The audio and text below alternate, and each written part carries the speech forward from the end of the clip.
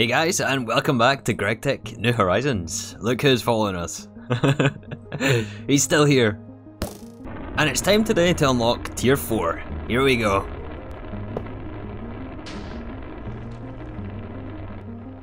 Now this is a cool looking rocket. I like this a lot. So the first place we're headed for Tier 4 is a place called Io, which is one of the moons of Jupiter. We get the awesome landing balloon. Oh, this place looks cool. Yeah, this was a very awkward landing. We're bouncing down all the blocks here. Alright, well this is an interesting space. We also were working on this prospector scanner, which should make prospecting ores a lot easier. This handles an 11 by 11 chunk, just with handheld. Oh, it's a new UI. That is awesome. Does it show us on the map as well? Oh yeah, look at that. No more print in the books. I think the mithril vein is new and unique to this planet. Although not the one we came here for. Let's keep looking. Let's see what else we can get here. Oh, infused gold. Yeah, this is exactly what we're after right here. I wonder if it's possible for us to find a double vein here. That would be really, really nice. Oh, and we can get iridium here. Oh, this is awesome. Look at this. We can get the iridium, both infused gold, since our miner's mining a 3x3. We'll also pick up some more manganese, which we can always do with some more of. Some more tin, which we're running low on. This is the perfect spot right here for our miner. So we got the first miner placed here, including our new addition of this detector on the bottom, to detect whenever our miner is running or not running. This connects up to our base, which should let us know when this thing is finished. Just verify that we are actually getting output of this, very good. And we have still brought another 2 miners. I think maybe we're going to have another little scan around here and plant one more of our miners, and the other one will stick on another Tier 4 planet. I think a quartz vein is actually going to be beneficial for us, as we are going to need some barite later on. Barite is going to be used in a little project we're going to be handling today, so I would quite like to pick some more of that up. Let's try to find the most ideal location for this though. Maybe we keep scanning a little bit more. I'm already in love with this prospector scanner. It's so good. You guys should definitely rush this whenever you're in LAUV. It's amazing. If you thought the last miner location was good, then check this out. We got a plutonium vein right here. Plus we got 2 palladium veins, which also give us platinum. We're also in range of the mithril, which is unique. I'm not sure if we're going to be using this or not. And of course our quartz for barite. This right here is what you want to see. Oh, this is nice. Okay, so our miners are set up. Also, what's up with the mobs here? Look at them all. They're all orange. I think besides the Enderman. I think we're done here for today. Let's head back to base. Oh, something happened here. I was wondering what the explosion was when we took off. It must have been this wall here. It took some significant damage. Alright, so the first order of business at our base here is to filter in some of these new ores. Some of these crushed dust, our ore processing system has no idea what to do with, so I'm going to go through it and make sure that we're processing these in the most optimal way. There's a few other unique ores that is going to appear in here, yeah, like quantium. And let's just double check this little system here is working. So these are hooked up to the activity detector covers that we placed on our miners. It looks like only one of them is working, so either one of the miners is broken, or I didn't set the frequency. I think more than likely I didn't set the frequency. Let's try frequency 0. Still nothing. Okay, I think this is broken. I may want to go and check the miner. I do want to make sure that thing is actually running. Yeah, it turns out it was actually just the frequency that was set wrong on those things. So I have taken some time here and filtered out most of the ores, the unique ores that we're getting here. I'm still waiting on the plutonium coming through, but that might be at a different Y level, so I'm going to hold off on filtering everything into the input of ore processing. Anyways, what is our goal for today? Well, I think we're going to be forward planning quite a bit. The first thing I want to do is take a look at our LUV quest tab. Since we still can't do an Aquada since it's broken in this version, we are going to hold off on this for now, but there's plenty of other things we can be doing, such as these superconductors. We need these for the next tier of mainframe, or the UV circuits. And we're also going to need a decent number of them in order to get our first fusion reactor. These are used in all of the LUV energy hatches. So to get this wire, we, well, I mean, look at this recipe. This is insane. This is indium fluid pipe. The superconductor base is mixed with indium, titanium, tin, copper, and barium. The barium is why we needed the quartzite vein. I'm a little bit concerned about our indium as well. We may have to address that soon. However, the other side of this, the indium fluid pipe, we're going to have to make indium. And as far as I know, there's no easy way to get this. One of the main things that we need for this is thaumium.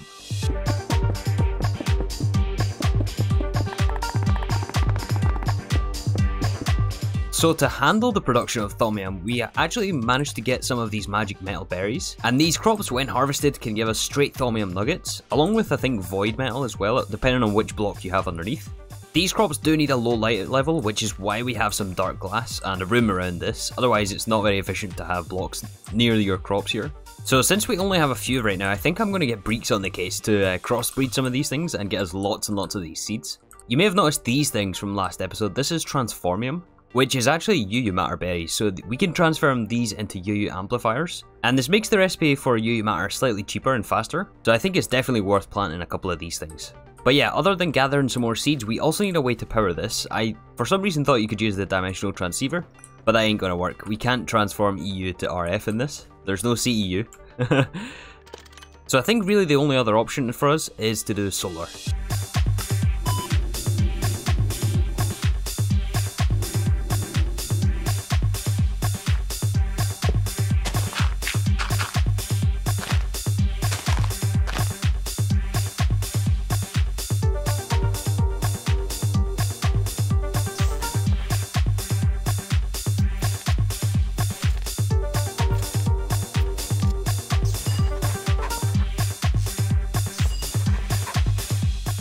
And similar to the other powerful unlocks in this game, we have to do a little bit of magic again, mainly Thaumcraft. So we're here in the Twilight Forest and we are after the Arghast. I have a feeling we have to do the Minotaur first before we can fight the Ghast, or maybe it's the Hydra, I don't remember. Oh, it looks like we've not actually unlocked the Dark Forest yet. If we check our achievements, which is how I think the game measures which stage of progression you're at, we are apparently still needing the Naga scale, and we have already beat the Naga, including the Twilight Lich as well, several times. We have his scepter here, we just don't have the achievement.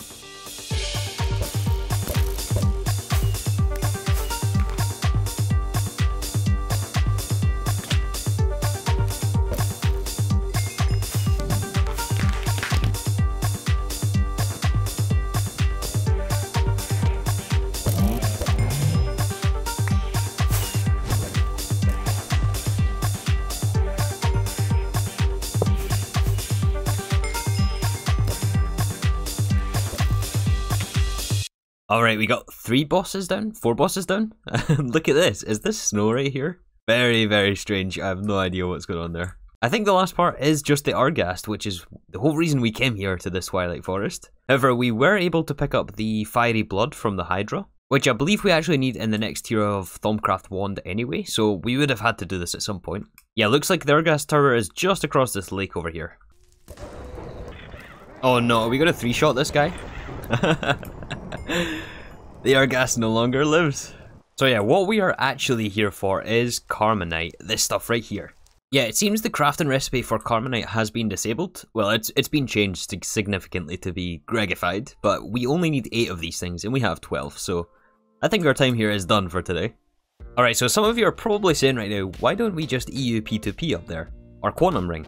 That is a very valid question actually. We could probably just EU P2P. I just trampled a crop. I'll fix it later. We could EU P2P up here for this LV machine, but it's a flat 5% power loss that we lose, basically a power tax to transfer the energy. And having solar means that we don't have to worry about any of that. And we do have one solar panel right here, which we're actually no longer relying on since we use the dimensional transceiver. But this is only the 8-volt version, and this needs cleaned with right click. So we need to upgrade this in the extreme crafting table. So we first of all have to actually unlock the crafting table itself. And to get this we need a block of crystal matrix, which comes from 2 nether stars and 4 diamond lattice for each ingot. So that's 18 nether stars, and look how many we have. Exactly 18. All that grinding last episode has actually paid off. So can we request 9 of these things? Hopefully we have enough diamonds. Oh yeah, plenty of diamonds. And yeah, we're just waiting on this middle item. Everything else is very easy here, it's just some HV components. For the panel itself, we need 4 glowstone doped wafers. We have 1300. We need 2 Teflon sheets. We have these on passive, maybe should upgrade the buffer on that, it's only stacking 64. We need 2 extra HV circuits, the 8-volt version to upgrade, and 4 MV superconductor wires, which only craft 3 at a time. Oh, that's unfortunate. Okay, so the base wire plus some MV pumps and some helium should give us our lossless MV cable. And we'll make extra, I mean why not, it's probably used in other places as well. So that is all the easy part out of the way for this LV panel. To get these irradiant reinforced plates, we need Sonarium pieces, which is a lot of glowstone. This is double compressed, plus a piece of inverted obsidian, which takes the QED. So this is where some extra Thaumcraft comes into play. We need some magical wood, and this is where we use our Carminite, some silverwood logs, and some great wood will give us 4 pieces of magical wood each, and I believe we need 16.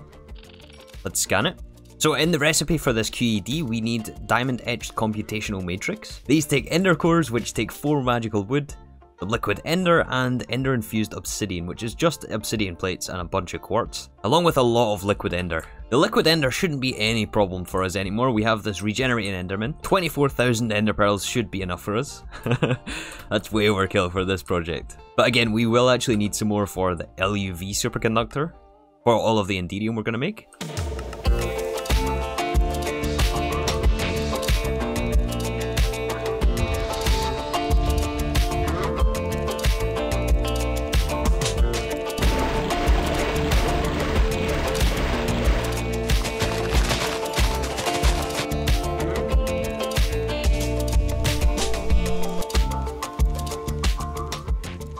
Alright, finally we got our QED, or quite expensive decoration. I think the tooltip actually changes every time you place this. No? Anyways, we are after the inverted obsidian, which apparently is the wrong recipe. Did I get these backwards? Oh, this is slow, isn't it? Yeah, we need more of these flux crystals. Oh, you know what? I think we actually need 3 of these inverted obsidians. In the meantime, I have been preparing our farm a little bit more for these berries. We do need some obsidian or thaumium blocks underneath. And I think just for safety for the weeds, we are going to space these out with a 1 block gap, basically in a checkerboard. And I don't remember if I mentioned this or not, but a couple of days ago, we actually lost all of these salty roots again. Thankfully, it didn't spread as much as the last time we lost all of our crops, but I think it's a bug with these salty roots. These are new to this version of the game, and I think the devs are aware of it though. There is a patch coming.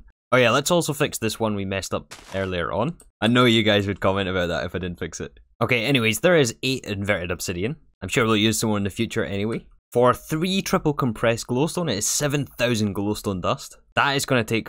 Wait, 2,000 glowstone in the compressor? That is going to take forever. I didn't think about this, Dev, actually. We're still using an HV compressor. Oh no. Does this mean it's time for another GT++ machine? No, I think this time we passed on the GT++. This is one of the most expensive machines. Instead, I think we're going to get Breeks going again. And this is really, really cramped in here. I probably should have built this a few more blocks up, but I mean, it is only temporary, just so that we can have low light level for these crops. But yeah, I mentioned last episode about upgrading our power transport, and I think by now we have the materials required for another one of these transformers and 2 more IV dynamo hatches to put on our PSS, plus the transformer. So yeah, I've got a bunch of crafting to be doing. Basically just boring stuff, but necessary for us to be able to transport the amount of power that we're going to be using in the future. As yeah, one of the other things I'd like to do today is to upgrade our ore processing system. EV machines here ain't going to cut it now when we have 3 multi-block miners, which are soon due an upgrade. Alright, after a massive hit to our tungsten supply, we now have 2 more IV dynamo hatches, and the transformers to go with them. We'll need a healthy supply of vanadium gallium, which I have been smelting almost every episode. Yeah, in fact, it's still going through the blast furnace right now. We're up to 750 vanadium gallium, which is actually really, really good for vanadium gallium. Our Ruridit supply, which you may remember was 0 before, we're now at 1800. That blast furnace basically hasn't stopped since we set it up. So yeah, we're building on resources. We're kind of at the point where we have to invest in some infrastructure, which is what we're doing right here. I hope I don't make a mess here. Let's turn off these turbines since we don't need these running. The PSS will temporarily be turned off while we configure the multi-block, so let's turn these off. Mandatory backup for this, I don't trust myself enough. So I think it's a good idea to actually run the cable first before we start messing with the PSS. So we're going to have 3 parallel lines, 1 going straight ahead, 1 going right, and 1 going left. And we do somehow have to dodge this redstone line. How are we going to do that? Unless we just take it from right here. I think the energy hatches can go anywhere on the PSS. Okay, let's make the switch. So we want 1 here. And 1 here. So these output 64 amps of IV power. Obviously we don't produce that much. I think we're only producing 8 amps of IV. So these are going to go into 2 64 amp LUV to IV transformers. Pointing down. No explosions. This is where things can get messy. But no. We're safe here. Okay, yeah, these do have power in them. These are live. Now I think we just plug in the cable. Yeah, and now we just disconnect here and connect them to this line. Nice, so that's so much more power throughput that we can handle from this thing now. It's just a matter of keeping an eye on our energy levels to make sure this thing doesn't hit 0. Let's switch on the engines again. And we dye the LUV cable, and this should be us really until we hit UV. I think probably UV we upgrade the cables again. But yeah, I think for now we're going to be good with the setup that we just upgraded to. It has been a few hours also since we placed the miners, and these chests are filling up quite quickly. I may honestly switch this to a subnet instead of putting everything in here. I want this to just be processed ores. But yeah, I think now it's time to make the switch, and probably everything we run at IV, we may upgrade some of it to LUV, but at least IV we want on all of these machines right here.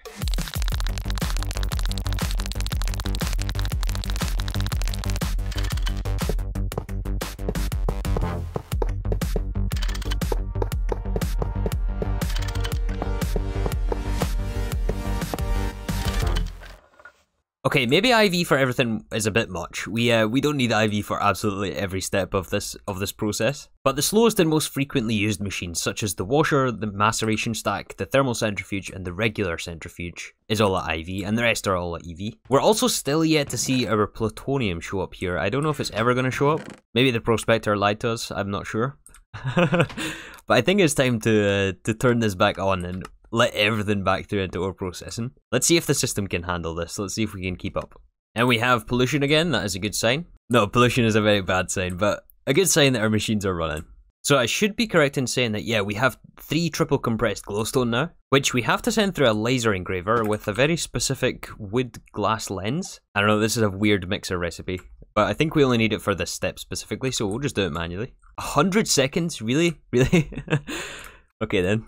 Yeah, more devices missing channels here. I really don't understand what's going on with AE. I actually upgraded AE to the latest Jenkins build, and it's still flickering. I've spent hours troubleshooting this today. I really can't figure out what's going on with this AE system. It's definitely not power. We're definitely giving this thing enough power. In fact, I've added this dimensional transceiver. But if you guys have any suggestions, I've triple checked all the wiring through here. I'm pretty sure everything is correct here, but yeah, for some reason, all of the channels start to blink, including the terminals here, even if we're just looking in terminals. I don't know what the deal is, honestly. But yeah, now that we get our sonarium out the laser engraver, we have to send it through the implosion compressor with some ITNT. And if you were curious on the recipe for pixie dust, apparently we send this through the Elven Trade Portal, which is actually kinda crazy when you... That is a very expensive pixie dust recipe. That's honestly crazy, I can't believe that. Anyway, we have to then assemble this. And you know what, I've just had the realization that we actually need 2 of these reinforced aluminium plates, which means we need another sonarium piece, which means we need 3 more triple compressed glowstone, which is another 2000 glowstone through the compressor. Can you tell I'm good at maths? Oh boy. Okay, well, I think in the meantime, we are going to invest in a way to get crops a little bit easier, because we had a little incident earlier on. I basically just wasn't paying attention, honestly, and I let this farm fill up, the storage farm. So we're going to build one of these crop replicators, which does exactly what it says in the tin, I hope. This machine will basically just duplicate crops with the use of UU matter. So the tooltip says this thing takes in 6 amps, and after doing some reading up on this machine, I'm starting to think this is actually not worth it at all. It's plugged in here because of the high amperage cable, but I think for magic metal berries, since they are tier 7, it takes 7 UU matter cells, and in 4 days since we set up UU matter production, we only have 9 buckets, since this produces 1 liter at a time every 10 seconds. So yeah, we have just over 9 buckets of UU matter here. Let's... For 1 seed, this is definitely not worth doing, and actually just a waste of a machine we just crafted. Let's do it anyway. Oh yeah, it did. It used all 7. Well, you live and you learn. That was definitely not worth it. That probably means that I'm going to have to do this between episodes, at least with the help of Breeks, but I'm going to have to keep an eye on that thing. Also, regarding these missing channels right here, regarding the missing channels, I have spent the last 4.5 hours this episode trying to troubleshoot this. I know it's a lot, but it's really game breaking, honestly. I don't really want to make a big deal of this, but especially if the crafting CPUs lose their channel, because if these ever disconnect from the network, then they will void the craft that they're doing, which is standard AE2 stuff, right? But we shouldn't ever lose the channels on these things. I had a sneaking suspicion that it was to do with the storage drawers again. So at every instance of our base that we have storage drawers and the storage bus, I've separated this out onto its own subnet so that we're reading from the interface with a storage bus on that. And I also changed up our circuit producers here to remove the drawers, and we are just using level emitters on there instead. Although the level emitters then lose the channel, which is again a problem. So yeah, I really don't know what to do about this. I think between episodes I am just going to rebuild this whole controller. But yeah, let's finally pick up this last aluminium plate with the sonarium. And if I remembered the recipe correctly, there's no shift click in this, we got our first LV solar panel. So there is one final crafting step for this LV panel, which is just to assemble it into the advanced solar panel. Which, if I'm not wrong, just produces us a constant 32 EU a tick, which should mean we can just place it above here and run some cable down to constantly give this thing some power. Free power. I guess we'll go straight into the crop manager here. There's no reason to have a battery buffer. Uh-oh. That's not good. Okay, that other world was stuck in a crash loop. I definitely don't do that. Let's see if this works this time. Oh, yeah, it is charging. Okay. Oh my goodness, that took a while. Alright, so we have to get these Thaumium nuggets out of here. I guess we just send them back into the interface here, which is supplying the fertilizer. And we also have a reservoir down here to give this thing water. And since we're getting nuggets, which are not a very usable form of the material, I think we're going to add an alloy smelter here. And this is where we process the glowflower and the salty root over on this side. So we also want to request... Oh, this device is offline again. Yeah, I did actually swap this into a subnet as well. So you can see here's kind of what we've been doing. This is the interface from the main network. That has a storage bus on this interface, which is then quartz fiber powered by the main network, so that our main net is only ever reading interfaces, which are then connected to drawers. But that still doesn't appear to have fixed the issue, so yeah, I'm going to have to do some more investigating. But yeah, we want to request Thaumium nuggets in this one, which will then filter in the alloy smelter. We need a mold for this thing, which I can't get because the terminals went offline. Maybe this terminal here is on. Oh, this one is on. Awesome, so this is producing us Thaumium ingots, which we can then send into this drawer. And we're going to slowly start to build on Thaumium, which we need for all of our LUV superconductor. I was having another look at this material list, and I think we're actually going to be good for everything else. We have lots and lots of ender pearls, the Thaumium we've just taken care of. The Enderium base is quite easy, just some platinum, silver and tin. All materials we're not really struggling on at the moment. Again, maybe the indium is going to be a problem. Yeah, other than that, it's going to be all of these LUV electric pumps. So, I mean, I don't know, we'll see if we have enough for fusion. We should have enough by the time we get there. It's just that we need to do an Aquada first, which is currently broken, so I don't know about the frequency of these episodes, honestly. Between that and the 82 thing. And I'm sorry if this episode felt a little bit strange. It was strange for me since, you know, there was like that 5-hour, 4-hour gap. I've been going absolutely crazy looking at this controller. And I want to thank Ghostopedia as well, one of our Patreons. He's been helping me troubleshoot this. With no luck yet, but I'm sure we're going to figure something out. Anyways, guys, we're going to wrap things up here. Thank you again for watching, and I'll see you all soon for some more Gregtech New Horizons.